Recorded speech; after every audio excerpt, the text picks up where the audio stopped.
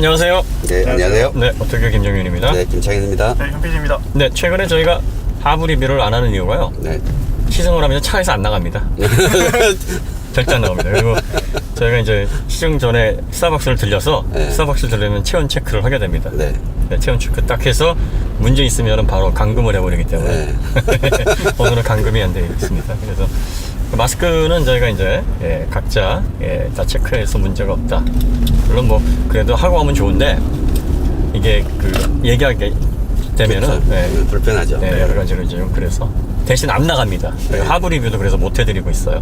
제네시스 GV70은 하부 리뷰 좀 해달라 이렇게 생각하고 요구하시는 분들이 많으셨는데 죄송합니다.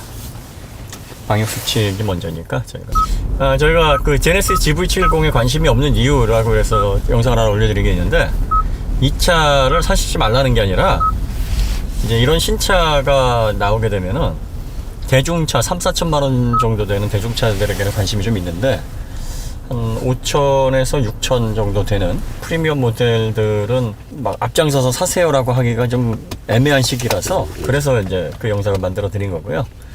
그리고 또 그렇다고 해가지고 전기차 시대가 바로 오는 건 아니니까 대략 한 10년은 걸릴 것 같죠. 최소 길거리에서 많이 목격될 때까지는 5년. 그리고 이제는 전기차 사야 되겠다라고 차 고를 때 선택지를 전기차부터 리스트로 작성하는 그 시기는 2030년 정도 될 것 같습니다. 그러니까 이제 이게 뭐 어떻게 보면 지금 사는 게 막차인데, 네. 내연기가 막차인데, 버티다가 차 사고가 난다든지, 아이씨, 어쩔 수 없네, 또 사야 되네, 이러고 그렇게 사면 아까운 거죠. 그렇죠. 그러니까 미리 사든가. 네. 그리고 이제 여러분들이 항상 전기차 얘기가 나오면 이제 발전 얘기하시는데 그 발전소에서 쓰는 단위 있잖아요. 몇 기가와트를 생산한다. 네. 그런데 이제 전기차에 들어가는 뭐 75kWh, 뭐 90kWh, 100kWh 요걸 계산을 단순히 산수로 하셔가지고 야 이거 이렇게 되니까 문제 아니냐 이렇게 생각하시는데 발전소에서 하는 발전 용량은요 순간 발전 용량이에요. 그러니까 이거 초당 계산하셔야 됩니다. 그러니까 그거를 와트 아워 계산으로 이렇게 산술적으로 하시면은 이게 안 되는 거예요. 1시간이 3600초입니다. 그러니까 3600초 곱하기 순간 발전량입니다. 그게 와트 아워에 해당하는 거예요. 그렇게 계산해 보시면은요 굉장히 지금도 생각보다 넉넉한데? 이런 생각 드실 거예요. 그러니까 계산하실 때 제일 많이 착각하시는 게 그거예요. 우리나라 한전에 보면은 총 발전 용량 얼마인데 요씨 이거를 이렇게 되면 몇만 대 안 되겠는데? 네, 그거는 순간 발전량입니다. 그리고 전기차 75Wh라 그래도 고속 충전하려면은 아무리 못해도 1시간 요즘 걸리지 않습니까? 예, 그러니까 1시간 동안으로 소진을 하는 건데 요걸 1초 만에 충전된다 그러면은 블랙아웃 오죠. 오는데 그게 75W, 그러니까 350kW로 충전을 한다 그래가지고 350kW가 그냥 막 한꺼번에 이렇게 막 팍팍팍 순간 그래서 들어가는 건 아니니까 여러분들이 1초 만에 들어가면 얼마나 좋겠습니까? 그러니까 시간당 그렇게 들어간다는 얘기예요. 시간당. 여러분들이 순간 발전소의 용량과 발전 용량과 그거를 좀 잘 구분을 하셔야 됩니다. 그래서 저희가 처음부터 이제 그걸 구분해서 말씀을 좀 해드리면은 좋았을 거랬는데 그걸 혼동을 많이 하시더라고요. 저희는 이제 괜찮겠지 뭐 이렇게 이 정도는 아시겠지 하고 말씀드렸는데 의외로 또 이 기술 분야에 대해서는 잘 모르시는 분들이 계세요. 이번에 테슬라 말씀드렸을 때도 애탁스 설명을 안 해드리고서 그냥 넘어갔단 말이에요. 그러니까 많은 분들이 테슬라는 사고 나면은 자동으로 잠금이 해제가 되는데 무슨 소리야? 테슬라만 그렇게 되는 줄 생각을 하시더라고요. 근데 모든 차들이 원래 그 80년대부터 그 기술이 들어온 거예요. 그러니까 충격을 딱 받아가지고 에어프로에 전달이 되면 애탁스에서 야 이건 충돌이니까 잠금 해제. 내연 자동차에서 한 페일세이프예요. 근데 저희가 이제 말씀을 드리면서 뭐 이 정도는 근데 그걸 잘 모르시는 분들이 많이 계시더라는 거죠. 그러니까 발전 용량에 관해서도 저희가 자꾸 블랙아웃 안 온다는 얘기가 그 발전 용량의 순간 발전량하고 와트 아워를 혼동하시면 안 돼요. 와트 시하고는 전혀 다른 개념입니다. 그리고 이제 자동차라는 게 모든 차들이 한꺼번에 충전하는 게 아니기 때문에. 그죠? 네. 그러니까 지금 8차에서 전기차가 100만 대, 2030년까지 100만 대만 계산해졌어요. 그래가지고 이제 그때 전력 수급 때문에 앞으로 블랙아웃 온다 그랬는데 구차에서는 300만 대로 상향 조정했습니다. 전력은 수요를 예측해서 생산해서 공급을 하는 겁니다. 그리고 송전을 해서 바로바로 쓰는 거예요. 예비 전력은 한 25% 정도 남겨놔야 돼요. 그것도 생산해서 보내는 게 아니라 생산할 수 있는 그 능력을 유보해 놓는 거죠. 그렇죠. 예.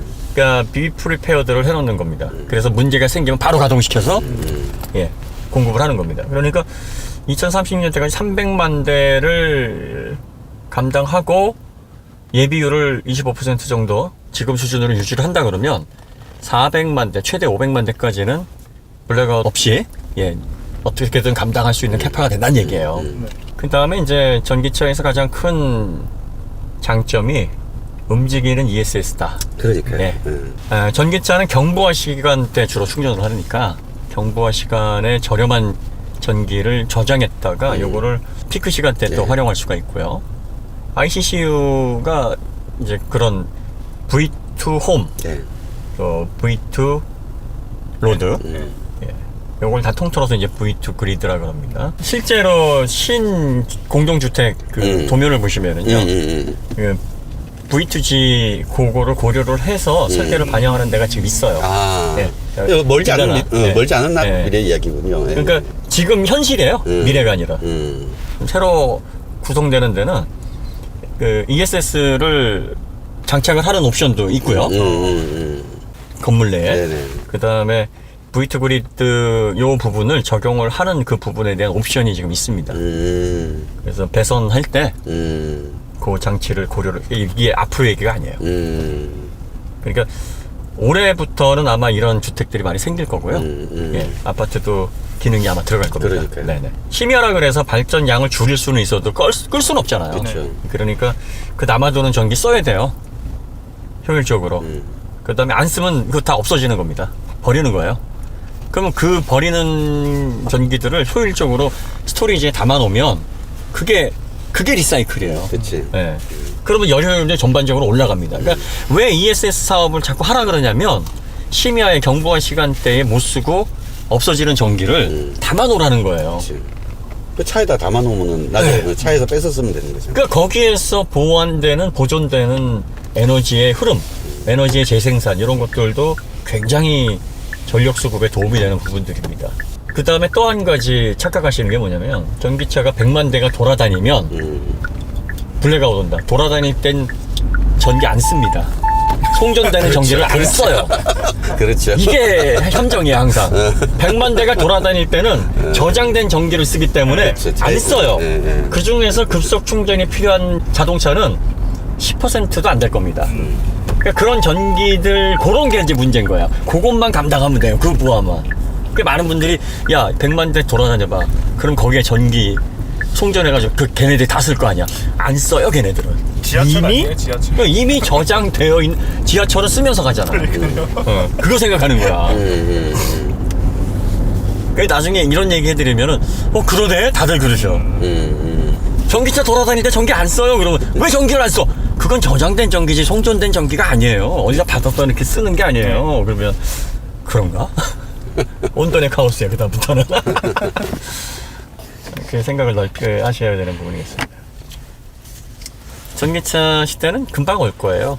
그런데 이제 올려다 보면 뭐든지 이제 준비 기간 필요하고 소비자들의 인식을 깨야 됩니다. 네. 그다음에 내연 자동차들이 지금 품질이 가장 높을 때긴 한데 또 한편으로는 내연 자동차가 여기에서 더 나가면 안 되는 게 예전 차들은 이렇게 유지하는데 돈이 많이 안 들었어요. 지금은 돈이 너무 많이 들어. 이게 장기 보유를 해가지고 촉매든 뭐든 심지어 점화 플러그 하나라도 지금 허투루 안 쓰거든요. 이 부품가가 너무 비싸진 거야. 그러니까 소비자들한테도 이제 안 좋아요. 그러니까 옛날에는 10년을 탔는데 야 라이트 전부 몇 개 갈 거 그냥 탔어 뭐 그러잖아요. 근데 요즘에는 10년에 뭐 10만 킬로, 20만 킬로 타다 보면은 붙여놓은 것들이 많으니까 뭔가 고장날 가능성이 더 커지고 그런 데 대한 비용이 나간다는 거죠. 근데 그게 비용이 문제가 아니라 그거를 정비를 제대로 안 해놓고 다니는 사람들이 많이 있을 거기 때문에 그렇죠. 결국 환경의 오염이 유발될 수밖에 없는 거죠. 7, 80년대 먹고 살기 힘들 때는요, 생활비 이렇게 많이 안 썼어요. 그리고 주로 식비를 많이 썼지. 그렇죠. 근데 지금은 식비가 제일 적어요. 일반 가정들이. 뭐가 제일 많냐면 문화, 또 여흥, 레저, 통신, 교육비가 제일 많죠. 교육, 교육. 이런 비용이 몇 배수는 더 많아요. 그러면 사람이 가장 중요한 게 의식주잖아요. 네. 근데 의식주 비용이 제일 적다니까. 지금 자동차들이 그래요. 가장 중요한 건 유류비인데, 예, 기름은 이제 자동차 장기 유지하다 보면은 그게 제일 적어, 사실은. 그 외의 비용이 너무 많은 거야. 그러니까 이게 자동차에 대한 문식, 그 다음에 선진화된 의식 구조, 또 지구 환경을 지켜야 되겠다라는 거국적인 인식 전환, 뭐 이런 것들이 따라오다 보니까 내연 자동차는 배보다 배꼽이 더 커진 거지. 그래서 여기서 더 나가면 이건 효율성도 떨어지고 다 떨어지는 거야, 이제는. 왜? 이제 유로 6D가 또 시작이 돼버리면은 제조사들이 더 붙여야 되거든요. 그럼 소비자들은 이걸 또 유지를 하려면 또 비용이 들어가요. 내연 자동차가 그래서 끝이라는 얘기인데, 지금까지의 내연 자동차가 너무 익숙해져 왔으니까 앞으로도 뭐 전기차가 완전히 전환되기까지는 한 10년 정도 시간은 있어요. 그러니까. 이런 차를 사셔서 10년을 타고 전기차로 넘어가겠다 하시는 분은 뭐 나쁘지는 않아요. 저도 괜찮은 생각이라고 보고요. 그 다음에 뭐 전기차 2, 3년 후에 곧 나올 건데 그때까지 타야 되겠다 싶으면 이런 차 사시면 안 되죠. 이런 차 사지 마시고 좀 저렴한 차 2, 3년만 타고 판매를 해도 크게 손에 안 볼 만한 차. 네. 그 다음에 그 내연기관지 이제 전기차로 넘어가게 되면 내연기관 중에서 뭐 가격이 오르는 차가 많을 거다 그러는데 아주 일부예요. 역사적인 가치가 있거나 희소성이 있거나 네, 그런 차들만 오르지 대부분은 다 크게 떨어집니다. 이게 모든 산업 전환에서 생기는 현상이에요. 요즘 신차 고를 때 가장 좋은 게 중고차 감가세가 안 해도 좋은 것 같아요. 그렇지. 차같이 떨어지니까 그냥 껴안고 죽는다는 생각으로 껴안고 죽어? 마음에 드는 거 사면 되는 거니까. 아니 그냥 먹고 죽자지 뭐. 먹고 죽자.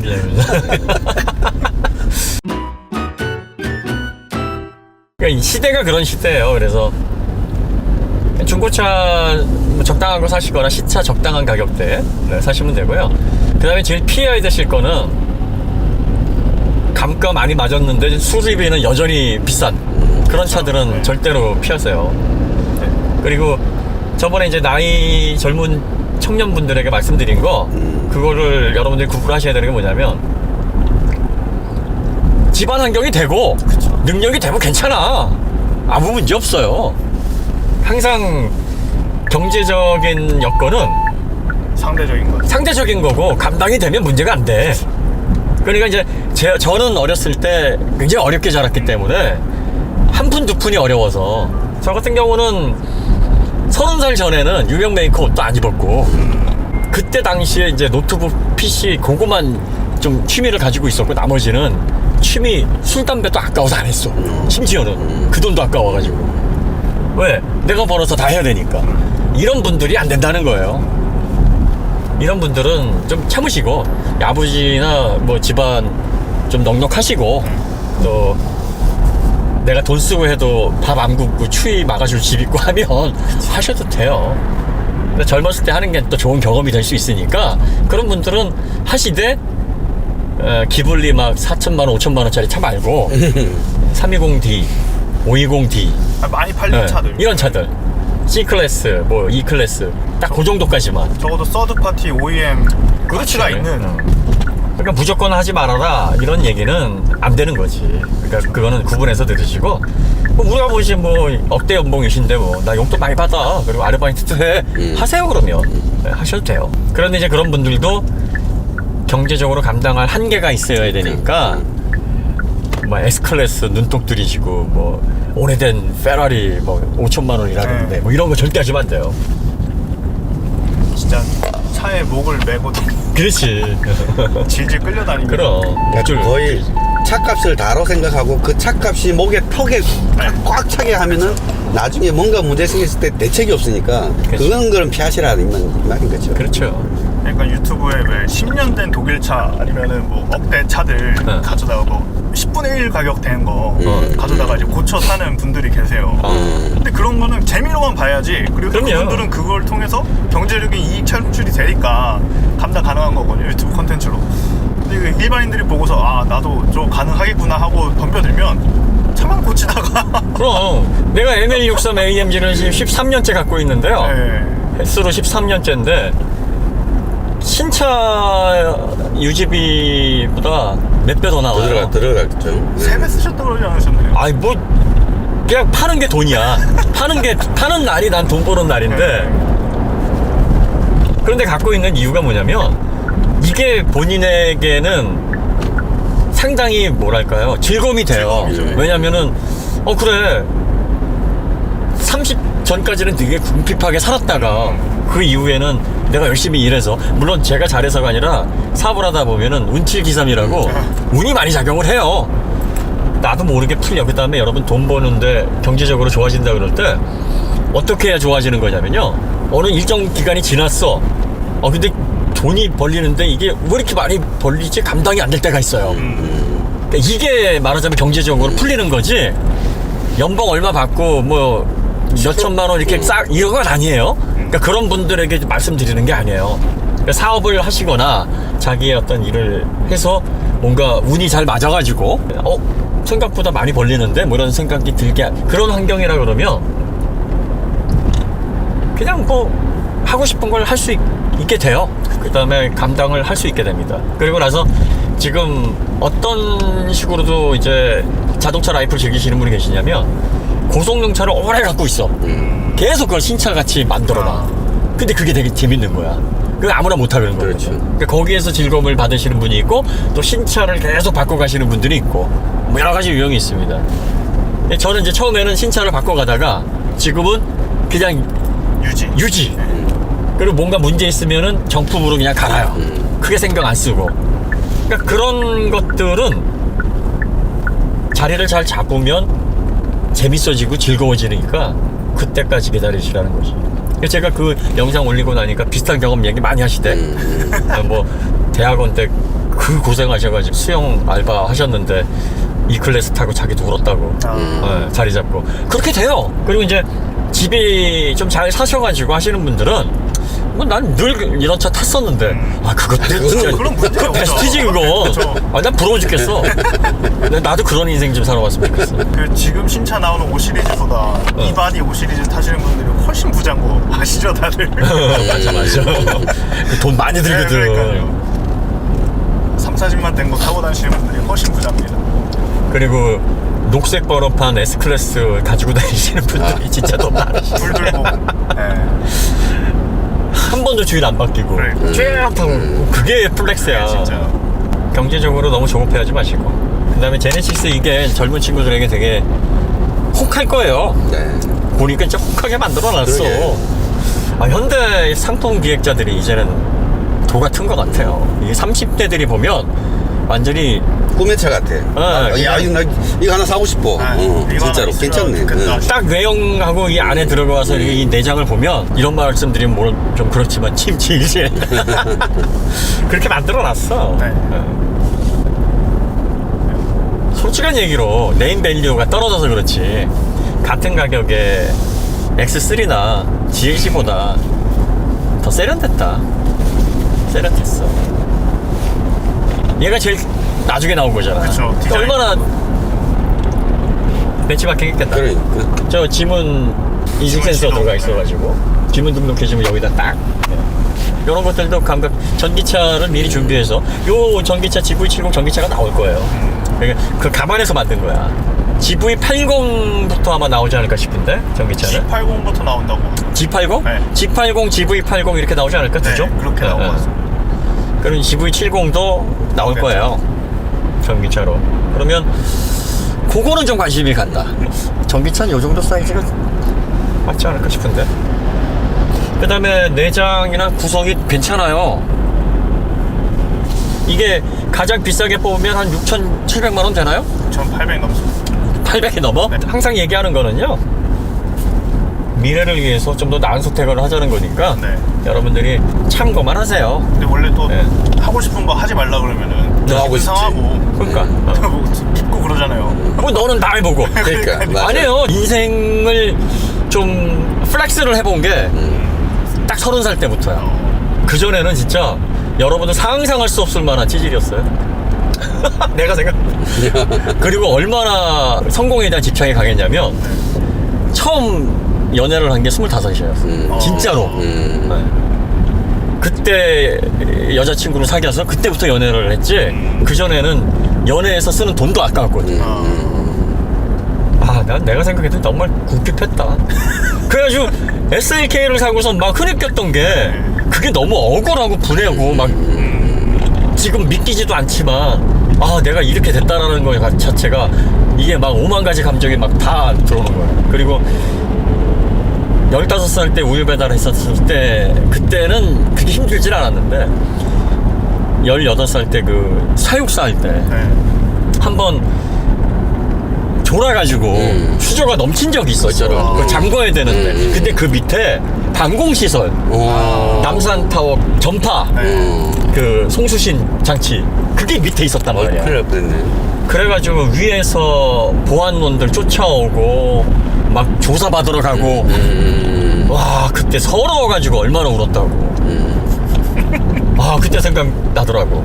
그 18살짜리가 얼마나 겁을 먹어. 그러니까요. 너 이게 얼마짜리고 너 이렇게 그러니까요. 되면 어떻게 되는 줄 알아? 그러면서 그 아저씨들이 올라와가지고 막 다그치는데 완전히 멘탈이 나가버리대.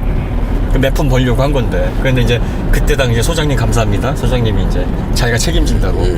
얘가 성실하고 착한데 공부도 잘하는 애인데 이렇게 해서 또 자랑을 하네. 우리는 남이 자랑 안 해주고 본인이 그러니까. 해야 돼요.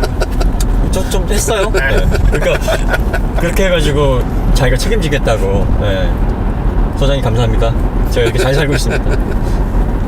그래가지고 이제 그때 생각이 나고 막 그랬던 거예요. 그러니까 저는 지금은 이제 여러분들이 보시기에 좀 뭐 재밌게 사네 그러는데 예전엔 굉장히 찌질했어요. 그러니까 그렇게 젊은 시절을 보내는 분들은 뭐 위축되지 마시라고. 그리고 또 엄한데 돈 쓰지 마세요. 그리고 나중에 늦게 배운 도둑질이 무섭다고. 다 할 수 있게 됩니다. 그러니까 넌 다 해보고 저 못했어요. 못했고 그리고 나서 나중에 충분히 시간이 되니까 하는데 전혀 문제가 없더라고요. 또 어떤 분들은 그런 얘기해. 인생은 언제 죽을지 모른다고. 그거 사실이지. 그런데 안 죽었어. 계속 살아. 오래가. 아, 이러면 진짜 골치 아픈 거야. 그러니까 이제 그걸 보는 시각이 언제 죽을지 모르니까 빨리 누리자 네. 라는 생각이 있고 또 반대쪽으로 생각하면 언제 죽을지 모르니까 잘 준비해 놓자. 두 가지 성격이 다른 사람이 있는 거예요. 세상에서 제일 불행하고 제일 견디기 힘든 게 노년의 빈곤입니다.